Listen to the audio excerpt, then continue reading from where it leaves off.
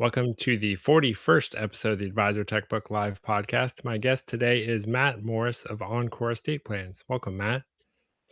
Hey, Joe. Thanks so much for having me on. Excited to chat with you. Yeah, the topic of estate planning is just super fun. I'm being a little bit facetious, but I think we'll make it fun. No, it is. We have nerds on our team who love it.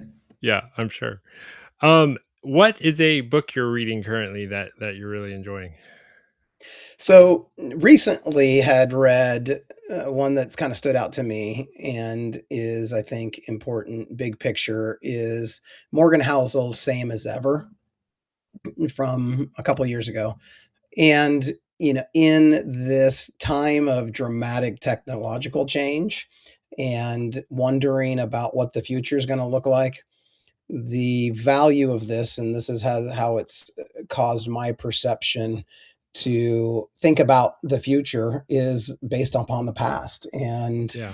And how have we been in times of change in the past, and how has that affected things? What is the human operating system that doesn't change at the speed of technology that is pretty baked in from for thousands of years? And in times of change, to look to the past and to recognize the things that are the same as ever and will continue to be the same, and how do we exist in a world with the things that remain true, was really powerful and helpful, and I think a great big picture. And as we think about, and I live in the world of technology especially. Yeah, I think the rate of change right now seems to be so incredibly fast, and Hmm. humans can't even keep up. Like, I've had Yep. multiple conversations recently with other consultants in this space, and they're like, how in the world Yeah. do you keep up with all the new raises and tools and AI features? And it's like, you can't keep up. Totally. um Totally. a- and Yeah. advisors definitely can't keep up, which I think is part of No. what makes this platform and podcast helpful, is just to bring some of the voices, and we'll talk at human speed, not like Yeah. AI speed. Exactly. Well, and within our space of wealth tech, what is it that the relevance of the advisor, the power that the advisor can deliver, the value they can deliver, what does that look like in a era where the speed of change is so fast? What still matters to people? That is that human connection and empathy. I have a lot to say on that topic as well, on how relevant behavioral finance is going to be Yeah. as what really matters to people and why they engage with financial advisors. Yeah, I mean, assuming we both live 2 or 3 more decades, like, Hmm. some It's my goal. things will be the same in 30 Yep. years, you know? And Yep. that Lots what of things. any insights from the book around what's gonna stay the same? It's just human nature. And how about from within our wealth tech? How about fear and greed? Are they going to still exist within Yeah, us? there you go. 30 years from now, I think it's going to be pretty, it's going to exist in the same way. And so maybe if we get good at helping people deal with those emotions and continue to be good and solve for that, there's going to be a need in the marketplace, just as there always has been, for helping people through those experiences. Yeah, for sure. I haven't read that book yet, but I've read his Psychology of Money book, and I really enjoyed Sure. that one. Um, Sure. Yeah, that definitely check out this one. Is it just it's a great, and he's obviously a great writer, but it is looking at the past. The other one I'll throw out real quick. You didn't ask for two, but you're going to get one. That This is one I've been preaching about for a number of years, and it's called The Fourth Turning. okay. And originally written in 1997, and the basically predicted everything from the just from a generational archetype perspective, predicted the 2008 financial crisis, that would something like that would happen, predicted the COVID experience of a pandemic, and based upon how things turn over generationally, around four cycles of archetypes of generations, and every 80 years, we go through a big turning point from the fourth generational archetype back to the first. Hmm. And it basically helps you go, all these things that are happening here, we're in a completely normal experience. Yeah. across 80 years, 80 to 100 years of the saculums that have happened across thousands of years. And so fascinating that also history teaches us how to think about what's going on today.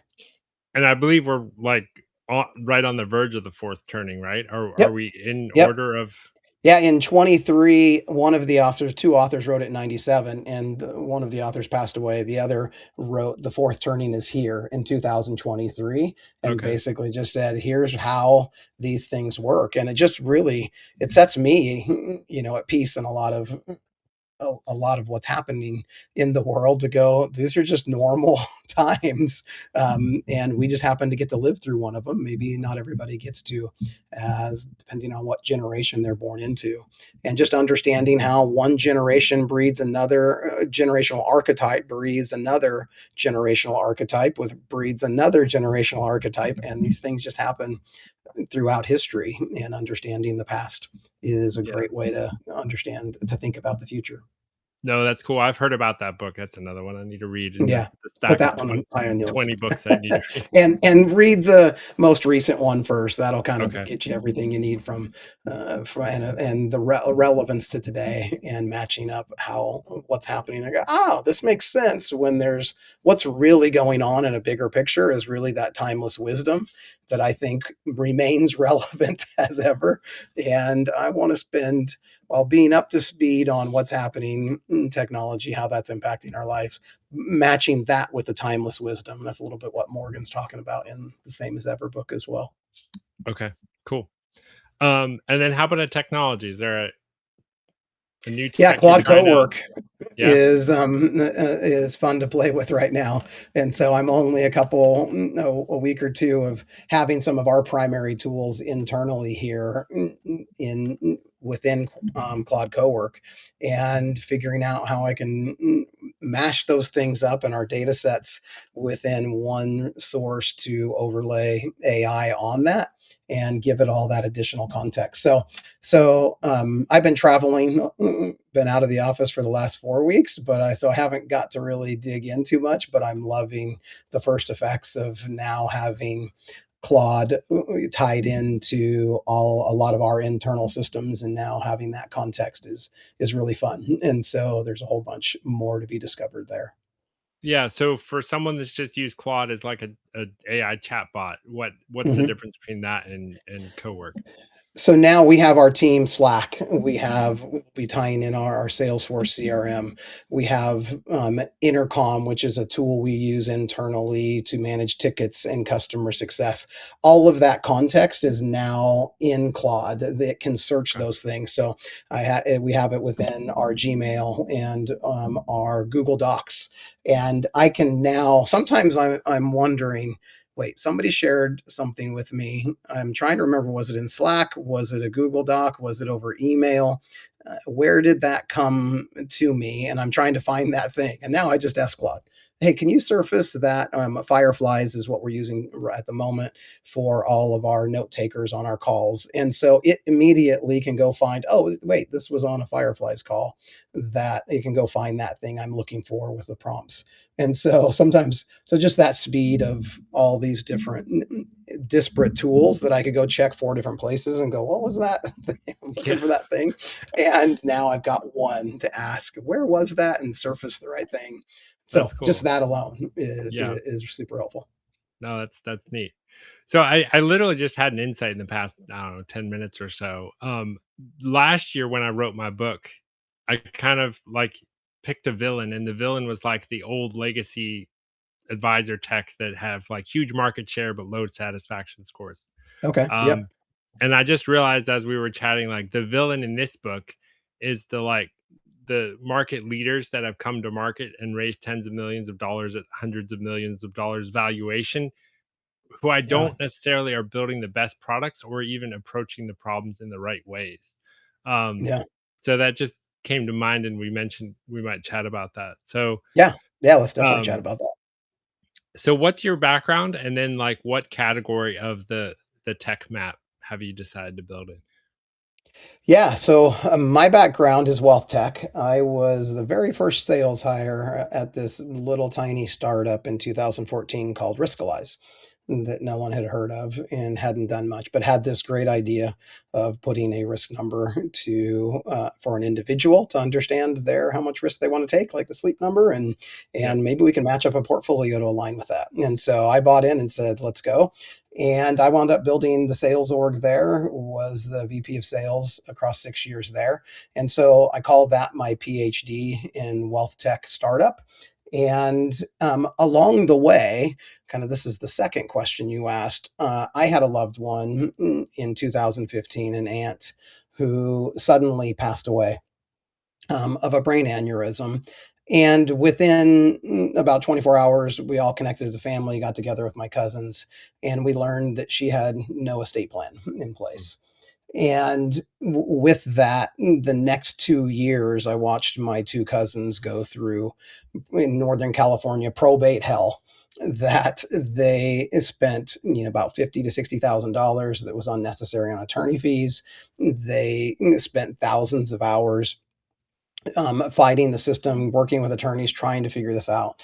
My aunt had the simplest estate plan that would be created. It was all she needed was a trust based estate plan and equal distributions to two adult kids. She could have funded her estate plan with her property, and it could have been taken care of in weeks. And turns out her financial advisor for years had been referring her to a local attorney to say, Okay. Jan, you need to get this estate plan done. You need to get Yeah. this done, and sent her to the attorney and sent her to the attorney and sent her to the attorney.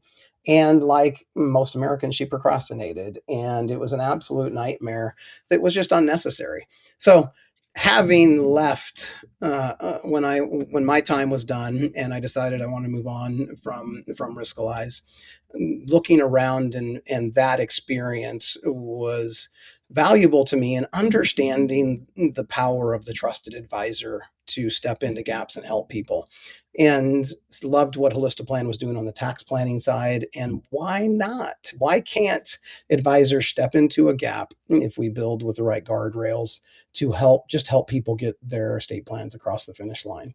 And Yeah. so that was my wealth tech experience, believing in the value trusted advisors deliver and doing that from a portfolio analysis and risk management capability to saying, why can't they do more with their clients? Why can't they add services? And seeing really that being the future of financial services. Yeah, no, and it's interesting, like, if you consider all the value that's going on there, like, the the procrastination was just like this barrier. This they Mhm. couldn't even get to the Totally. value because of the so Totally. solving the procrastination barrier is like Yep. step number 1. And then, it's the Exactly. technology and the legal expertise, but then it's the human that's leading the whole conversation to make sure it happens in a way. Yeah, exactly. And as I kind of thought about this space, I stumbled upon a former estate planning attorney that was working on it, and Okay. today is my business partner. And so, in Mike Bennett, and an incredible guy when I first met him and realized he was when he learned about estate planning as a young kid when his father got an estate plan done, he said that's what I want to do, and he is just a nerd and has loved estate planning. His entire life and spent a career focused on that, and was willing to look at the space differently and say there's got to be a better way, where in his traditional practice he could do 100 to 120 estate plans a year, and said what if I could partner with financial advisors, and now we're doing thousands and thousands every year with what he built. And I brought that kind of wealth tech, the technology team, and the Riskalyze experience. And so it's been a great partnership since we really started working together around 2020 and then launched Encore in 2021. Yeah. No, it makes sense. And how did you guys decide, like, whether or not to raise money, how to build the company, from the ground up? Yeah, that's a great question, and it's kinda core to our DNA here and how we look at things. My time, at Riskalyze was great, and I learned so much about the industry, but we were venture backed, and I also saw some of the experience of when you're venture backed and people have exit strategies in a short time frame, and and having to serve, venture sometimes as the primary customer and advisors as the second customer. There were times that wasn't a great experience and didn't work out for advisors the way I think it should. And so, part of this was we had some funding. I was a part of the Riskalyze exit, and so that gave us some funding to get off the ground. And so we said, let's just stay profitable and fund our own growth internally.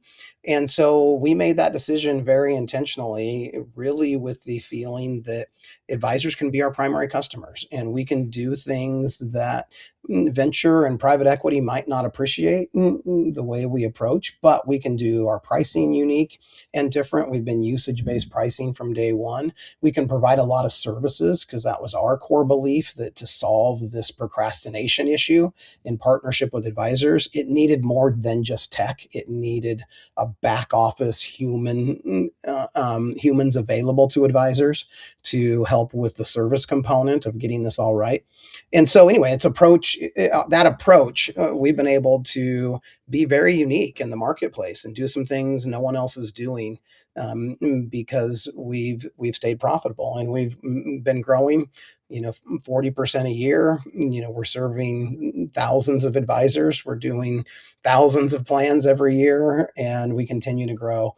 And with that commitment that venture and private equity, I can't predict the future on how things will play out for us, but so far that's been our path, and that's our path as far as we can see to continue to just grow organically and serve advisors well. And one of the things I just trust is you do the right thing by enough people over time. And we're in a small space, really, within financial services and wealth tech, that advisors like to talk to each other about great Yeah. experiences. So if we can give them a great experience, we'll do okay. Yeah, for sure. No, and I'm realizing like the theme between my two stories is like the market share with low satisfaction scores that actually Mhm. hasn't changed. It's still the Yep. market share with low satisfaction scores, and Yeah. it's the better product and the companies focused on building for advisors and not for venture that is hopefully will win the day. I mean, we'll see. I think when you got tens of millions, it's easy to blow the marketing out of the water, but um It's true, and when I tell this story and I'm just honest about, "Here's our approach, here's how we're thinking about things," advisors appreciate it. Many of them go, "I love that." I have less awareness of what Encore is and what it does across the marketplace, but those who know when they find us, tend to choose us once they understand the nuance, if they know estate planning well on the places we deliver. And so those who don't know estate planning well, that and don't want to really deliver a lot of value in that space, there's probably other solutions that are better positioned there. But when advisors see the depth we go to get it right and do it right and fund it, and kind of the what we call the three areas of estate planning. You got to get the documents created initially. You got to get them funded right, which we go to extra lengths to do that. And then you need to notify and educate those who are named in the document. right. The advisors that are really leaning into getting that, doing that right and doing some work around it are getting a ton of value in Yeah. return. They're delivering value and getting a ton of value. So it's an awesome space to be in. It's the right way financial services needs to head. In some of us, full circle already, our conversation is the relationship, the emotional connection, the human to human connection that estate planning can bring. These are conversations. One of my advisors says that he loves the Kleenex conversations because they're getting to the root of things, and that connection and depth of connection with the advisor is incredibly meaningful and for retention for so much of what goes on in the day to day and how advisors interact with their clients. Yeah, I do believe the whole industry is going this direction. It's moving away Mhm. from just like financial planning and investment management to more like all of life planning, including the estate and the legacy, and Absolutely. even starting with the end in mind and be like, how do I want to be remembered when I'm gone? And then Totally. build your life backward, even into your Yeah. 30s, 40s, 50s. Yeah, it's fascinating. We have a few firms who prioritize exactly that Yeah. and that have kind of a wheel, and on that wheel, it's funny, estate planning's first because what matters to you the most beyond beyond your time on this earth, and let's start there. And when we go through what we do next, actually asset allocation, how we're going to build your portfolio needs to be informed by all those things, by all the aspects of financial planning. But how you get actually invested today is the last thing we need to do based upon every other area of planning. And a lot of them lead with estate planning. And people see that and they recognize beginning with the end in mind and working backwards into, all right, how are we going to allocate your portfolio today? Yeah, no, I was just reading a book. Let me actually show it. I don't know if you know Erin Botsford, but Oh, I haven't seen that. she built a firm and then she sold it, and she led every client engagement with estate planning. Okay. She even I had need to something read it. she called disturbing tracks, which is like when you're having the first meeting with the prospect, figure out what's going on in their life and then present scenarios that might go badly as a way where you can like step in and help and add value. So Yeah. I thought that was interesting. Yeah, I need to read that. Thanks for sharing that one because yeah, we're seeing it more and more, and those advisors are just crushing it. With right now, it's there's a ton of differentiation in leaning into estate planning, and that plays incredibly well. I think in the next 5 years, it's going to be absolutely table stakes if you're not doing depth solving for the procrastination, especially on even getting documents created and reviewing existing documents and making sure they stay up to date, just like the financial plan. If a firm's not doing that, their relevance, they're just on their path to dying. Yeah. No, so I know you prepared some slides around like the category as a whole and your place in it. Do you want to share those now? Yeah, I thought this is always helpful because this a category that we're in of estate planning, has obviously grown dramatically in just the past few years. And so let me grab my entire screen here. And so a lot of the questions we get around who does what. And it's hard to go to here. You just have 8, there's probably 10, 2 or 3 others you could add that just do some level of something with estate planning. And so, how do we figure out who does what and where and what's going to be a fit for our firm? So, we like to help advisors kind of narrow down and understand this. It's fascinating the two different types of value you can deliver clients. One is in just reviewing existing documents. And there's a lot of players in the space, and they're maybe growing a bit that are just doing document review. I think a lot of the financial planning tools are beginning to step into this, but you have FB Alpha, you have Holistaplan that is now fully launching their extraction of existing documents and what I would call estate analysis and modeling. And so definitely helpful for the ultra high net worth where there's levels of estate tax implications that need to be discussed. And then you have on the far right firms that just do document creation only, the trust and wills, estate leads, gurus, and then a few of us that actually do some level of both extraction of existing documents and analysis or summaries of that. Vanilla and Wealth in this space, they go really deep into deep diving analysis and modeling. At Encore, we focus mostly there on just providing summaries, making it really easy to say, here's the decisions you made, client, in this 10-year-old document. Maybe we should talk about if those are still relevant for today. And being able to uncover the need to maybe update an estate plan. So we keep it simple there from what we would call a summary. Others dive deeper in the analysis and the modeling side of that. And so this can also narrow down if someone doesn't want to do document creation or they don't want to do deep analysis, what are your options and who's doing what. We're happy to talk about what's out there and help advisors narrow down the world. Yeah, for sure. No, and even on like the Kits' maps, there's the advisor tech Yep. map, and now there's the services map. And a lot of Yeah. firms are complaining, like, Yep. why are we not on this map or that map? Yep. And he was trying to keep them, these are purely Yeah. SaaS tools for advisors, and these are service tools. But then Yep. sometimes sometimes the firm will have both, and they're like, "Why are we not on both maps?" But it's Yeah, hard to keep track of it all. I've talked to Michael a lot about this, and it was he, in his mind, was firm on you can do estate modeling and analysis. That's a software, and that is within the original Kitsis map. But document creation to him, that's a service component. And Yeah, so he wasn't putting document creation on the original map.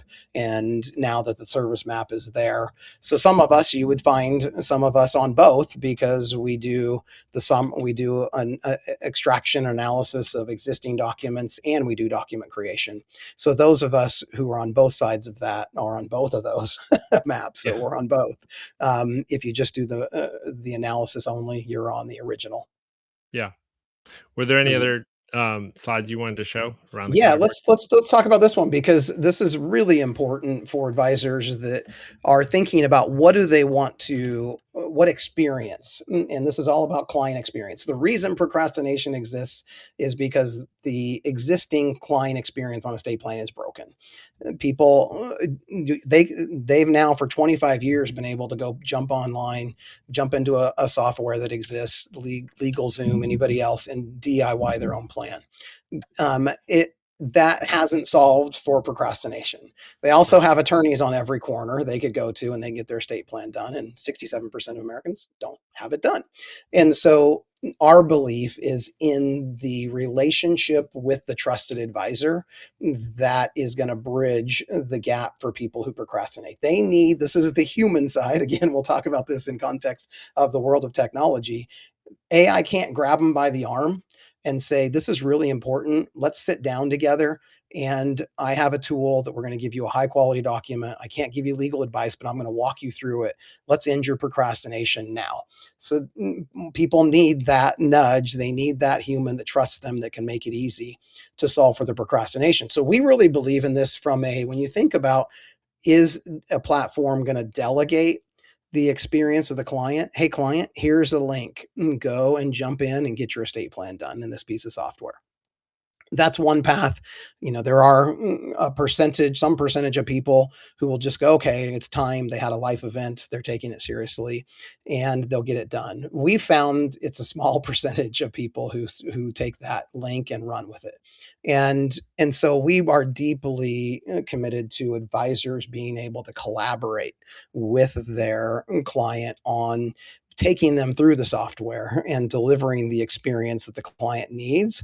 Somebody that's there as the human, not as an advice giver, clearly can't do that and practice law, but they can facilitate the experience when the client has a question. They can pull up the right resource immediately. And they can help the client with the education that they need to get a revocable trust or will based estate plan in place. And so, for advisors who want to deliver more value to their client and be involved in the experience, they're the ones that typically choose Encore. If you're just, I don't want to have to do that, that's one more thing to do. I'll send my link out to the client and some of them will get it done. Great. Those are other platforms, but it's for advisors who want to be holistic in their offering, who value the future of advice, which is going to be the family office for the mass affluent. They tend to lean towards Encore. And so just to help people understand if they're considering these things, which platforms they should consider. Yeah, no, and from my own experience, like, I tried out Origins AI financial advisor, and so you plug everything into it, kinda like a Monarch Money or a Mint.com used to be, Yep. and then Yeah. it gives you, like, you spent $300 more on groceries last week than normal. There is no like, I don't really care what it thinks because there's no accountability, there's no collaboration, there's no, Yep. like, guilt in a way that comes with working with a human about an issue, and I think that's interesting. I don't think anyone will ever, like, be accountable to an AI because I just like, No. AI doesn't Exactly. care, and we don't care Yeah. what AI thinks. Exactly. Exactly. We like to think we're friendly. I say please and thank you as much as I can.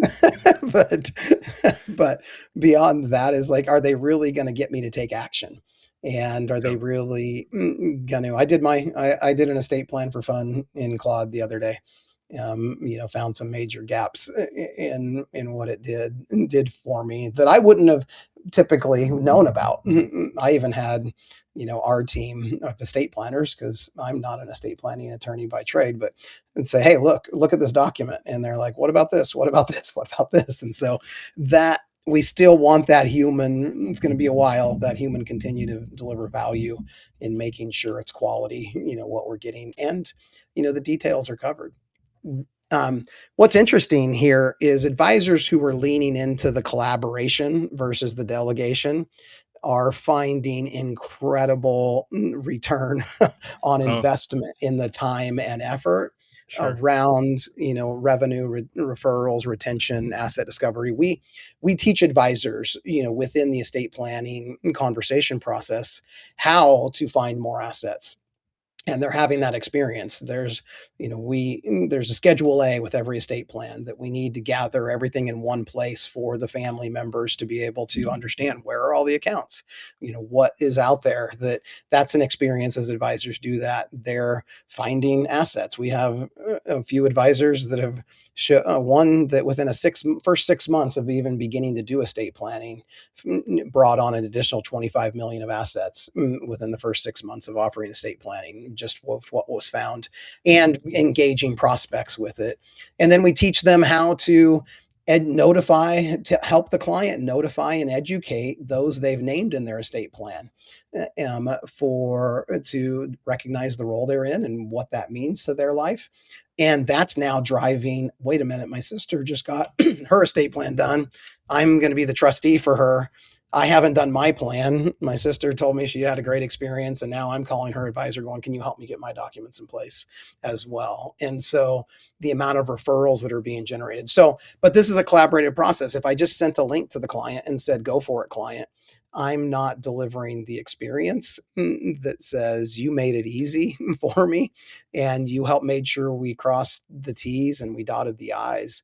And when we're doing that, it's driving a ton of value back. The retention with the relationship with the spouse who doesn't pay attention closely when we're talking about asset allocation, but leans in when we're talking about the kids and the future Sure. generations. And now I'm having that level of depth of conversation with maybe the spouse. So, the value is crazy for advisors who are really crafting an estate plan experience. Yeah, and I've done a lot of thinking and writing and podcasts around organic growth, and I think that Mhm. organic in a way means like human, means like caring, Yeah. means like providing relevant value that can then be shared with others. So I think that this is just another example of how when you lean Yeah, into absolutely. a experience and make the experience as good as you can, including human involvement, that it Yep. pays dividends. Yeah, and advisors know this, that the experience is broken because they have a huge percentage of their client base they've been sending to attorneys for years, and they'd come back every year and go, "Did you get that done with the attorney?" "Nope, didn't get that done." And so something's wrong. Let's solve that for these clients if we care about the future. And the beauty of this is win win win. Client wins because even if they spend money, a lot of our advisors will charge a planning fee on top of our fee. And so the advisor will drive revenue. The advisor's right here getting this value. Client now gets to work with somebody who already has the context of their situation, who knows them, and they're comfortable talking about death and family dynamics. And so they get a great experience. Encore wins in being able to provide, the support of that advisor and that client. And so, yeah, so it's such a huge win across the board for everybody. Yeah, for sure. Do you want to show a quick demo of the software? Yeah, let's do this. Let's talk about a couple of these pieces. We talked about a few of these. This is kind of where we haven't got into the meat of it. And then, yeah, we can jump in the software and kind of show Perfect. an overview. But really, what we're doing is helping wherever the client is in the estate planning life cycle. And so, and I don't even say we're enabling the advisor to step in and help in these ways. And so, everything from new documents being created, restating existing documents, one of the really cool things a lot of our advisors have found a lot of ROI in is bringing up to clients when they have an 18-year-old that goes off to college and saying, "Hey, client, we need to get a powers plan where we do the healthcare directive, power of attorney, HIPAA documents. Does mom and dad still want to talk to their 18-year-old's doctor? Without a HIPAA document, when that child is off at the ER, they're out of luck." And Mm, so there's tremendous value in looking around those corners for clients. The funding is really important. We haven't talked about is we're the only platform that end to end makes it super simple that we do the deed filing in house as the experience to make sure trusts get funded. We do this and business assignments as well. If you have a business owner client, that gets accomplished. And, and so in making that easy, there's a lot of existing trusts that exist that no clients haven't ever funded. And so we're enabling advisors to step into that gap as well and to say, look, we can now make sure your trust that an attorney did that never got funded, we can make sure we go get the property moved into it. So you are avoiding probate, which was the original goal. And then, really all the platforms are it's super important here that it's the keeping estate plans up to date that is a huge gap in the experience as well that's broken. Clients getting a document done, it sits on a shelf. No one ever asks, no attorney says, "Hey, let's review your document. We did it 5 years ago for you. Let's have a conversation if it's up to date." And advisors are learning they can step into that gap and deliver tremendous value when they're reviewing that. It's also now once it's on a digitized within a platform, it's so easy to keep up to date. We had an advisor the other day share that client called up. It turns out they did the plan with Encore a year ago. Oldest daughter was they've learned is addicted to pain meds, and they realized, wait, we don't want her as the trustee if something were to happen to us. Called the advisor, said we want to put our middle son in that situation. Advisor jumped into Encore. They made the change with the client to their middle child in like 2 minutes. Hit submit. We restated that document. A client came into the advisor's office 5 days later when we returned the documents and signed their new estate plan. And we charge $150 for that. And so it took a matter of minutes. They had the notary in their office, and they solved for that within minutes. That would have yeah, been go back to that attorney, spend thousands of dollars, or if that attorney isn't practicing, you get to start all over, even though sure. you did the document maybe recently. And so that's game changing to the world that we want the advisors to be able to, speak to that specifically. But yeah, let's jump in. Any other thoughts there, Joe, on kind of how that world works? Yeah, I mean, just there's all these little hurdles, and if you're not an expert and you're procrastinating, and there's a zillion other things vying for your attention, like there's getting the documents, then Yep. there's funding the trust, then there's Yep. updating it, then Yep. um there's all these little walls of procrastination that you're breaking through by putting it all in one experience. Yep, exactly. And this is why we believe the trusted advisors is hero because they are the collaborator of all these things that the client wants. We've seen 93% of clients want estate planning help from their advisors. Right now, it's a very small percentage that are 20 some percent that are actually stepping into the gap and doing that. And so super meaningful when you're delivering on what your clients want in new ways. And so yeah, so within the software platform itself, super really easy. Our goal is to take the complex and make it easy, and I think that's a shared goal that advisors are really good at. Not often the strength of attorneys; they tend to take the simple and make it complex. And no offense to them, we have attorneys on our team. I love work with attorneys all the time, but for advisors, their core ability is let's make it easy to understand and so that's what we build and we leverage. And so advisors, our platform is free. It's pay as you go. They can create a free account and they're off and running here. We only get paid when we create a plan and any of the ancillary pieces around that. We'll talk about that. But a huge component of this really is the support component. We basically provide advisors create that free account. We're not even getting paid. We provide unlimited estate planner support So they have a back office of estate planning team now. Advisors, when they partner with us, they can email, they can call. We have live chat with that team during business hours.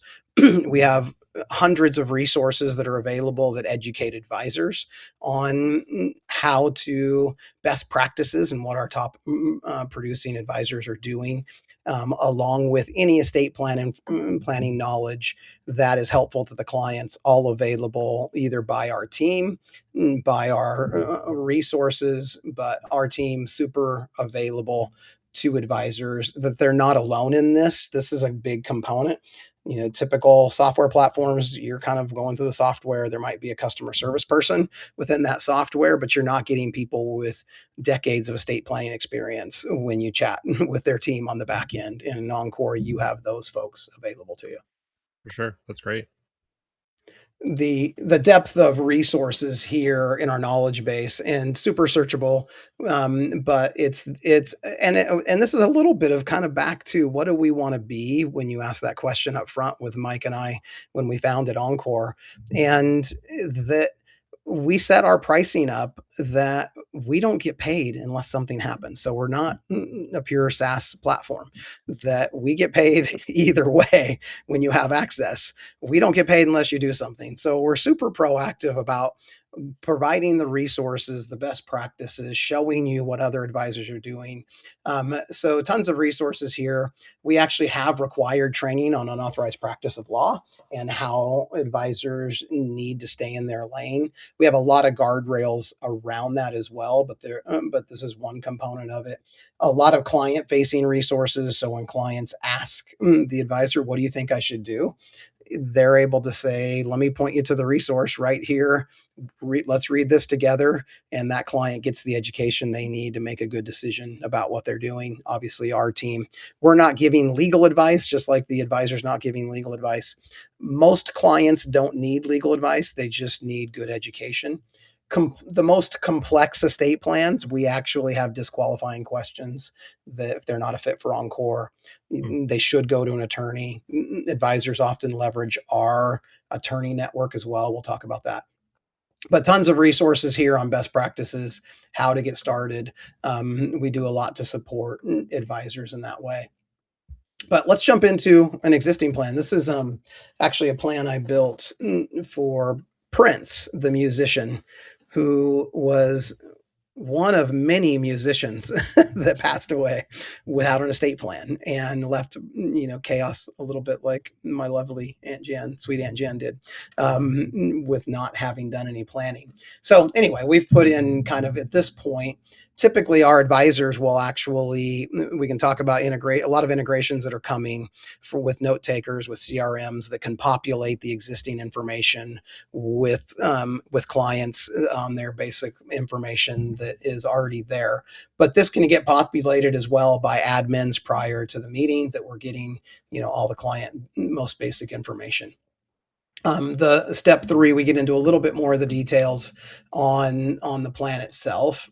But every one of our questions has these little tips that are helpful to what do I even name my trust? And advisor doesn't have to be the one to give guidance there. They shouldn't give legal advice, which we've said a bunch, but they can click on those little tips. Those are little information insights for every related question. I mentioned we have the ability to do the deed filing for existing trusts and for new trusts that we're creating. We can restate existing trusts. We can make sure business interest gets funded. And a lot of things we do that are little things, but we still have the ability, we put in and we can gather up kids' information. Most advisors don't have information for the children of their clients. And that's something we give the optionality to gather because that's hopefully for generational wealth transfer. This is one of the things we haven't even said yet on why estate planning matters. Having relationships with the next generation super valuable. And For so we sure. do little things like that. We name the advisor, the client names the advisor as a resource to the family as well in the document itself. That they say, hey, family, you should work with my advisor here in the event of my death. And so those sorts of things that point back, all roads point back to the advisor. The one of the things we hadn't talked about, because we have that human team, but we have human review of every document. We don't just spit out a document after it's been all the information's gathered in our system. Obviously, we have attorney created templates that get populated with the software. But unlike everybody else, we put a human review on that. That's where our team of estate planners really delivers value. And so within that, we have a high level of quality control. We have reviewed a lot of documents that have been spit out of software, and where a bad input has been a bad output Mm, into a document that the client signs, and we've seen it happen too much. So we do a human review for quality control. We catch issues when they come up, make sure the advisor client is informed well on that. And so that gives a lot of advisors a lot of peace of mind, and the client's peace of mind that there's still a human estate planner looking into this. The element that's important is 5 business days, but it also it gives us the ability to do a lot more customization. So as we look on this slide, what is the flexibility on? We can do special need trust language. We can do age-based restrictions. Um, each beneficiary, you can choose a different distribution method.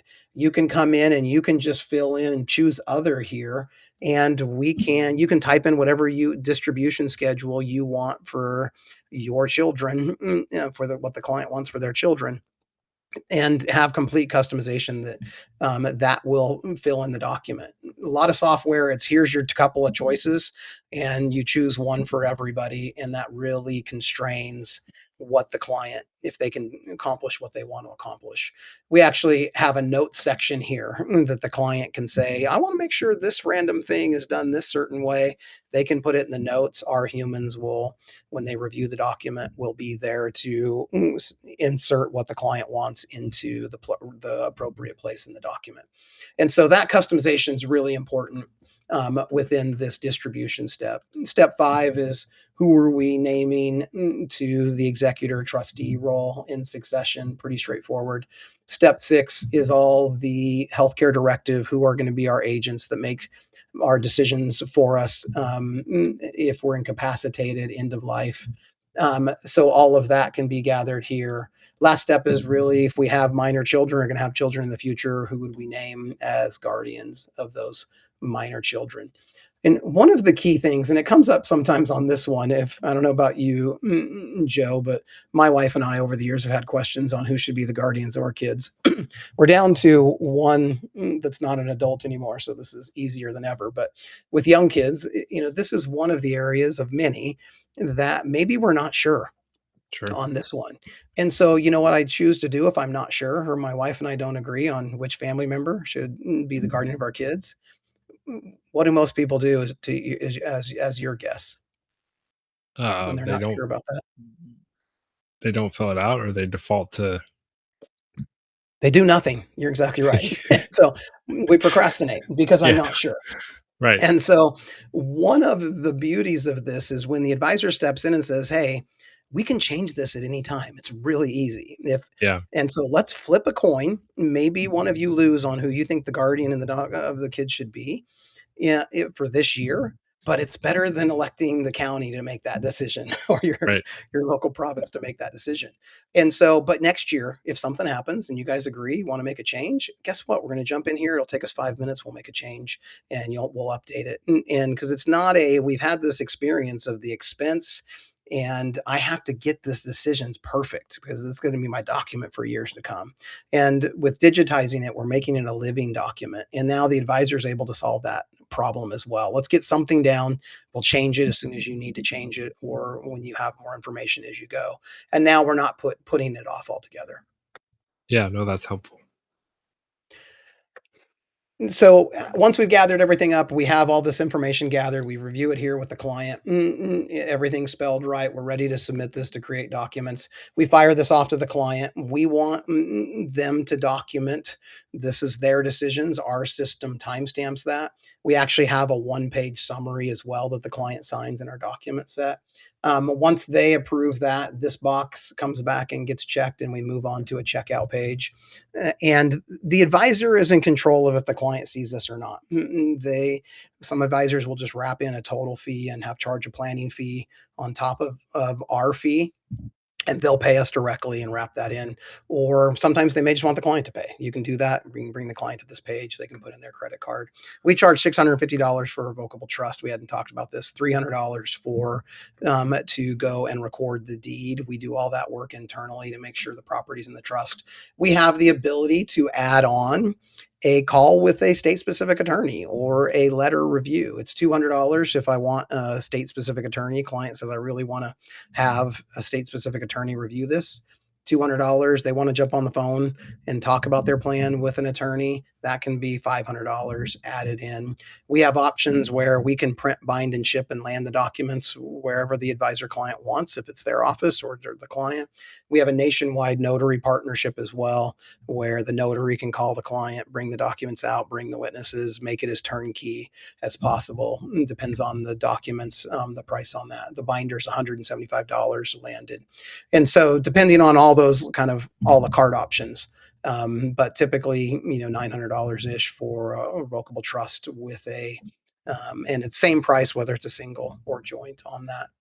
Okay. This gets submitted 5 business days later, it's back. And we have the ability to provide a visualization of what the document is doing as well within the app for clients that want to be able to, have this. This can be printed out as well as a cover page that kind of walks through that piece.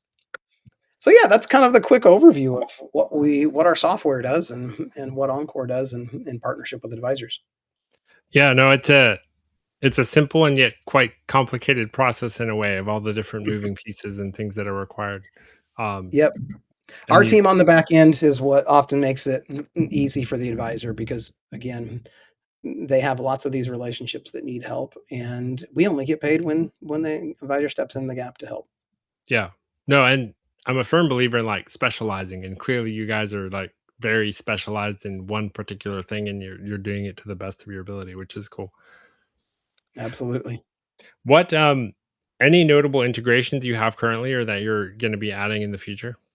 Yeah, we're close to adding kind of the core CRMs and the note takers and the most prominent note takers as well. And we have an announcement coming in a pretty substantial partnership that is coming soon. I can't quite say yet, but we're Sure. excited about it with another wealth tech firm that is doing a lot of the analysis, and that we're going to be the document creation portion of the partnership. And so that'll be worked on as well. This year, we're looking at a lot of those integrations coming together. That our goal is to make this as easy as possible and pre-fill that questionnaire and just focus on the questions that need to be decided that haven't been yet. Yeah. No, as I think about and talk to people about like where the future of where this space is going, it's like there's going to be a integrated data layer, and then there's going to be like Mhm. specialized agents on Yep. top of it Yep. for every Absolutely. aspect of what an advisor does. Uh, Absolutely. and so Yeah. it's And interesting. one of the components too that we're excited to this year to get in the hands of advisors is also kind of our extraction engine baked into the questionnaire creation. That I Okay. can take that client's existing plan that they know is out of date, they want to make some changes to from 10 years ago, upload it into Encore, press a button, and have the questionnaire populated, and then the client can just we can just make the changes. Whatever is still true stays true. Let's just change this, and we can take an existing document and turn it into a brand new updated document in 5 to 10 minutes of effort. I think that's going to be game changing when advisors can be there to deliver that kind of a experience. Yeah, for sure. And was I right when it's like you basically have a freemium offering where anybody Yeah. can join and get access to the resources, and then it's only Yep. when they create a plan? You're exactly right. So yeah, not anybody. We only work with securities licensed Sure. advisors, and but we don't work with consumers directly. We only serve advisors. We really believe they're the hero, and everything we can do to support them is really what's going to help people that otherwise are going to continue to procrastinate. It's that advisor and their value that gets this done. And you don't work with AI agents from like Moltclaw bot book, right? No, no, steering very clear for the time being. We'll see how that world shakes out before. We'll be probably we have plenty of AI that we use day to day, but yeah, we're staying away from the aggressive and insecure ones. The We the have our SOC 2. We'd like to keep our SOC 2. yeah, the rogue AI. Awesome. So if someone's interested in like a personalized demo or just wants to sign up, where's the best place to go? Yeah, encoreestateplans.com. You can Google us. You'll find us easily in your chat GPT or Claude.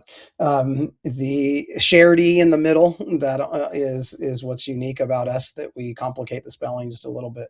But so one E in the middle of Encore Estate Plans. And from our website, you can jump on, grab a demo, talk with our team. You can create your free account and log in, and we have plenty of advisors who just log in and go for it and figure it out. And we communicate with you well, but very proactive and reactive with any help advisors need to get launched.